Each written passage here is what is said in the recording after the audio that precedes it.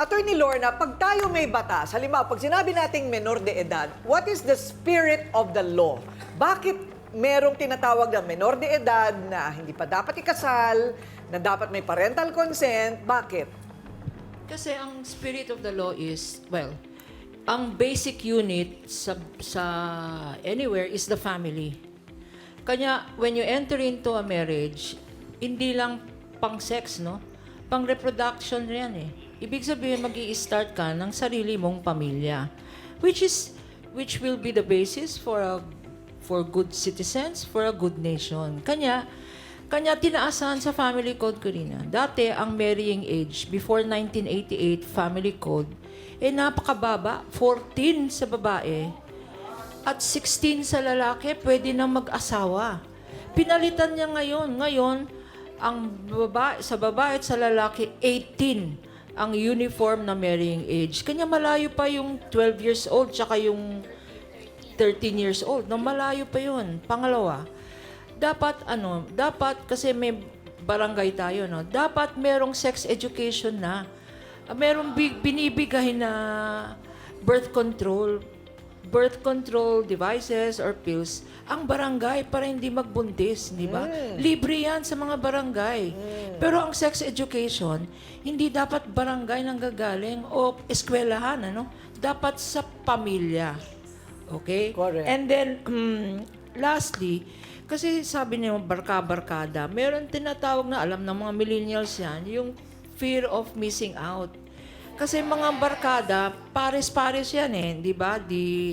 Siguro yung mga anak nila, naiinggit sa nakikita nilang magsyota, no? So, sila na rin nagsusyota. So, pero lastly, sa generation namin ni Brother Love, Dr. Love, mga grandparents na kami.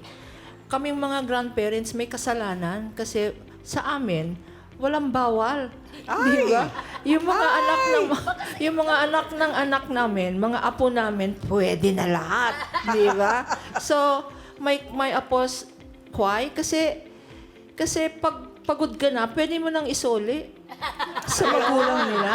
So, yung mga apo ko, bawal ang tsokolate. Sa akin, pwede. Bawal ang magpuyat. Sa akin, pwede. Kanya akong favorite lola of the universe. Ayan!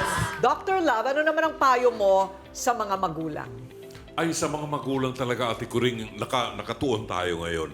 Tingnan natin ang dinedictate ng lipunan natin. Nung panahon namin ni attorney, bawal sa mga babae ang mahawakan ng daliri.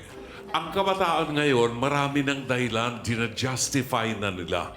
May mga magulang kasi na natutuwa ng mga jowa-jowaan yung mga anak nila. Tuwang-tuwa ang mga nanay, no? Na may jowa na yung anak ko, no? Huwag nating konsintihin ang mga bata. Tingnan natin ang lipunan natin ngayon. Malaking porsyento ng lipunan natin ngayon ang nagli-live-in, hindi kasal. 26 na ang anak hindi pa nakakasal. Kasi pinapayagan. Kasalanan ito ng mga magulang na hindi ginabayan ang mga anak. Ito yung panahon na kinakailangan ma-monitor ninyo ang bawat kilos ng inyong mga anak. Hindi kayo po pwedeng kukuya-kuya-kuya lang sa bahay. Kailangan alam nyo sino ang kasama ng mga anak ko, saan sila nandoon, ano ang ginagawa nito. It's too early para magjowa-jowaan yung mga batang yan. Kayong mga magulang, kayo rin magsisisi. At kayo ang sisisihin pag napariwara ang mga anak nyo. Ayan, makinig tayo, ha? Okay, Doktora Camille.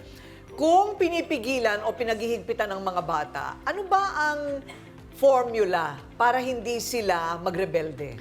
Siguro unang-una pagdating sa ganyan, talagang dapat alam nila yung limitations and boundaries eh. Lalo na pag magti-teenager na.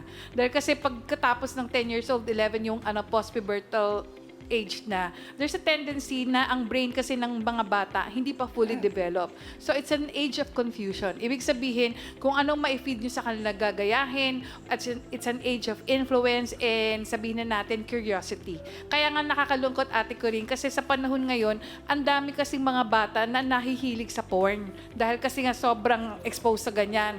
And then there's a tendency na ginagaya. So, yung siyempre parang na-excite sila, ay pwedeng gawin to kahit anong edad. So, talagang dapat siguro pagdating sa ganyan, complete monitoring tayo, lalo na kung alam natin na medyo masyadong curious yung ating mga anak. Dahil po, marami na pong insidente na as early as 10 or 11 or 12 years old, nagkakaroon po ng mga hindi magagandang experience from rape to incestuous relationship or whatever na nangyayari. So, dapat lang na pag-ingatan natin ang ating mga anak. At the same time, balanse. Hindi po kinakailangan na sobrang stricto, hindi rin kinakailangan na sobrang luwag. Kailangan talagang balanse lang po. Ayan, babalansin.